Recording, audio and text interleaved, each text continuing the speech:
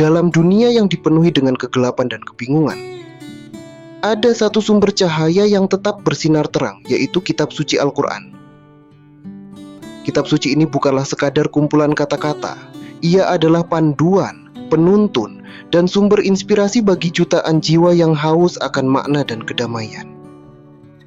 Allah telah menyampaikan bahwa Al-Quran adalah cahaya yang tidak dapat dipadamkan dan juga sebagai metodologi serta jalan hidup yang sempurna dalam segala hal. Di dalam Al-Quran terdapat kekuatan yang tidak dapat disaingi atau ditolak. Al-Quran adalah pondasi dari keimanan dan sumber pengetahuan.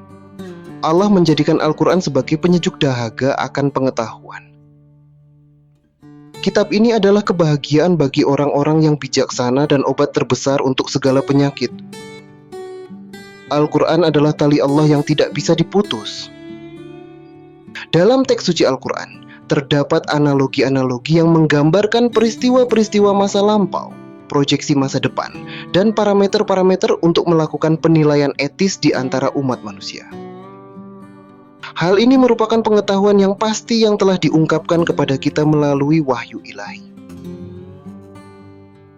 Individu yang menyesuaikan perilaku mereka dengan ajaran-ajaran Al-Quran akan dihargai dengan pahala yang sesuai. Mereka yang hidup sesuai pedoman Al-Quran akan menempuh jalan yang benar dan lurus. Allah juga akan mengangkat dan merendahkan derajat seseorang sesuai dengan tingkat ketaatan mereka terhadapnya. Pada hari pembalasan, Al-Quran akan menjadi penengah bagi mereka yang telah membacanya dengan penuh keikhlasan. Nabi Muhammad SAW bersabda, "Barang siapa yang membaca satu huruf dari kitab Allah akan mendapat pahala satu kebaikan. Ketahuilah bahwa satu kebaikan dilipat gandakan 10 kali lipat." Hadits riwayat At-Tirmidzi.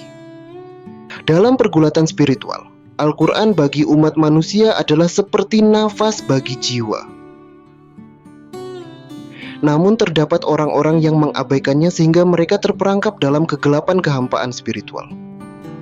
Firman Allah yang Maha Perkasa mengingatkan, yang artinya, apakah orang yang sudah mati lalu kami hidupkan dan beri dia cahaya yang membuatnya dapat berjalan di tengah-tengah orang banyak, seperti orang yang berada dalam kegelapan, sehingga dia tidak dapat keluar dari sana? Demikianlah dijadikan terasa indah bagi orang-orang kafir apa yang mereka kerjakan. Al-Quran Surat Al-An'am ayat 122.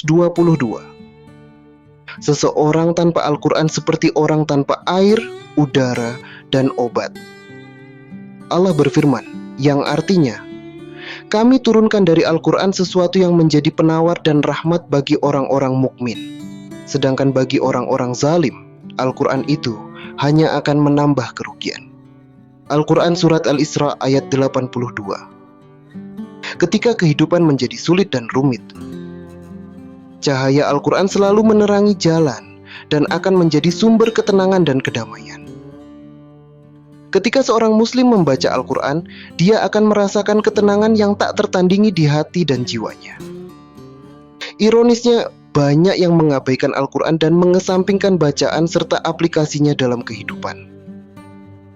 Mereka terbuai oleh godaan dunia semata, tanpa memperhatikan akhirat. Firman Allah yang Maha Bijaksana mengingatkan, yang artinya, jika engkau mengikuti kemauan kebanyakan orang kafir di bumi ini dalam urusan agama, niscaya mereka akan menyesatkanmu dari jalan Allah.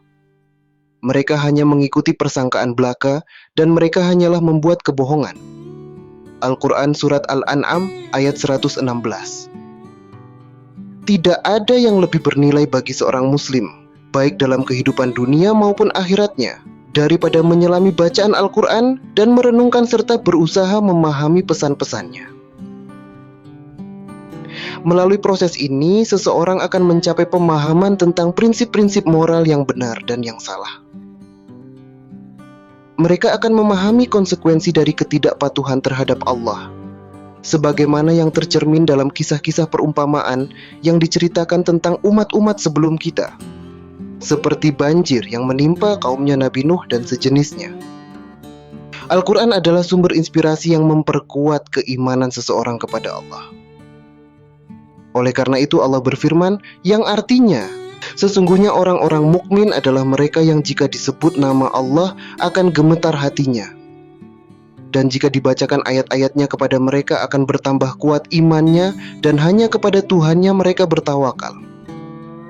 Al-Quran Surat Al-Anfal ayat 2. Kitab ini diturunkan dari dimensi langit untuk bisa dipahami dan diimplementasikan, bukan semata dibaca dalam kekacauan hati yang terbelah. Firman Allah mengingatkan, yang artinya Al-Quran yang penuh berkah ini adalah kitab yang kami turunkan kepadamu, wahai Nabi Muhammad, supaya mereka menghayati ayat-ayatnya dan orang-orang yang berakal sehat mendapatkan pelajaran. Al-Quran Surat Syad ayat 29. Apakah yang menyebabkan hati kita menjadi terhalang? Mengapa reaksi kita terhadap Al-Quran begitu minim? Mengapa kata-kata masuk dari satu telinga dan keluar dari yang lain? Mengapa hati kita menjadi beku dan tidak terpengaruh? Saatnya kita menggali makna Al-Quran dan menerapkannya dalam konteks kehidupan kita. Mari kita menjadi individu yang menghidupkan ajaran Al-Quran dalam setiap tindakan kita, bahkan membacanya pada malam hari. Wallahu a'lam.